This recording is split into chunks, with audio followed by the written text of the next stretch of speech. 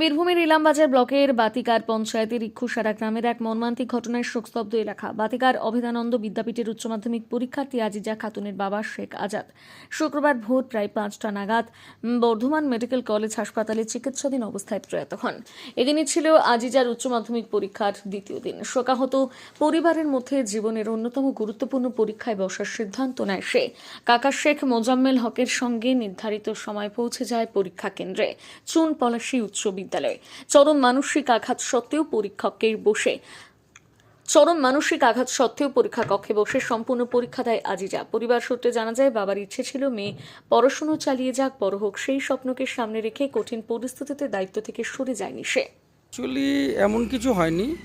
গত এক সপ্তাহ থেকে ওই পায়ে একটু যন্ত্রণা ভোগ করছিল, তো সেই যন্ত্রণা ভোগ করার জন্য আমরা বর্ধমান হসপিটালে প্রথমে অ্যাডমিট করিয়েছিলাম, কিন্তু অবস্থার অবনতি দেখার জন্য পরবর্তীতে সেটাকে ট্রান্সফার করে আবার একটা নার্সিংহোমে ভর্তি করেছিল।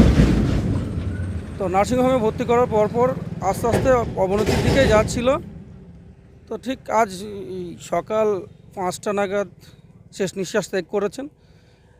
এবং সবথেকে মর্মাহত ব্যাপার হচ্ছে আজই ওনার আমার ভাইয়ের মেয়ের আজ উচ্চ মাধ্যমিক পরীক্ষা। ভাইয়ের মেয়ের নাম হচ্ছে আজিজা খাতুন। তো তার এই উচ্চ মাধ্যমিক পরীক্ষা আছে পড়ে বাতিকার অভেদানন্দ বিদ্যাপীঠে, এবং সেন্টার পড়েছে চুন পলাশী উচ্চ বিদ্যালয়ে।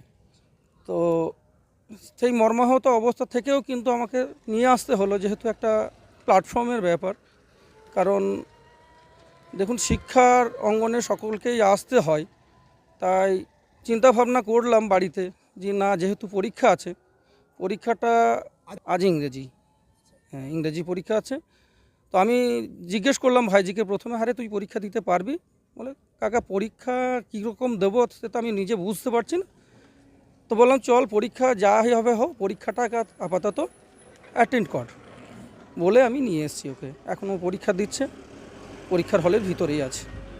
সে তো দেখুন একটা কথা, যেহেতু শিক্ষার আলোকে সকলকেই আসতে হবে, তাই আমি বাড়িতেও ওকে বলেছিলাম যে দেখ, যেটা গত হয়ে গেছে, একরাশ ব্যথা বেদনা নিয়ে সে এসছে পরীক্ষা দিতে, এবং সেই পরীক্ষা সে আশা করছি কন্টিনিউ করে পরীক্ষা দিতে পারবে। এইটুকু আশা নিয়ে আমরা এসছি এখানে।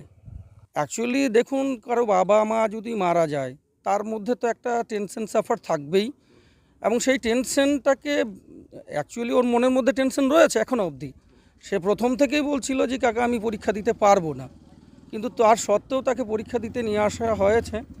দেখা যাক কীভাবে সে পরীক্ষা দেয়। আশা করছি যতটুকু পাস ইনশাল্লাহ করে যাবে, এইটুকুই আশা রাখি আর কি। অবস্থা খুবই খারাপ, আপনাদেরকে বলে বোঝাতে পারবো না যে আমার মনের অবস্থা কেমন। কিন্তু যাই হোক, শক্ত থাকতে হচ্ছে নিজেকে, কি করব, কোনো উপায় নেই।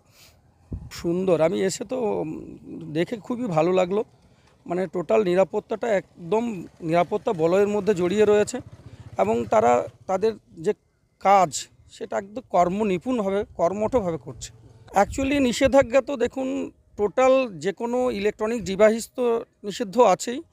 তাছাড়া একমাত্র ইনস্টিটিউশনের যারা গার্জেন রয়েছেন, শিক্ষক, তারা ছাড়া অন্য কেউ অ্যালাউড নয়, ভিতরে যেতে পারবে না। এবং সেটা পুলিশ প্রশাসন একদম সুন্দরভাবে সেটাকে পরিচালনা করছে, এবং কেউই একদম শিক্ষকরা ছাড়া একজনও কিন্তু ভিতরে প্রবেশ করতে পারছে না। আমার গ্রামের নাম হচ্ছে ইক্ষুসারা।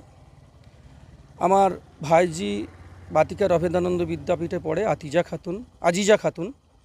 আর আমার দাদা, যিনি পরলোক গমন করেছেন, নাম হচ্ছে শেখ আজাদ, ঠিক আছে।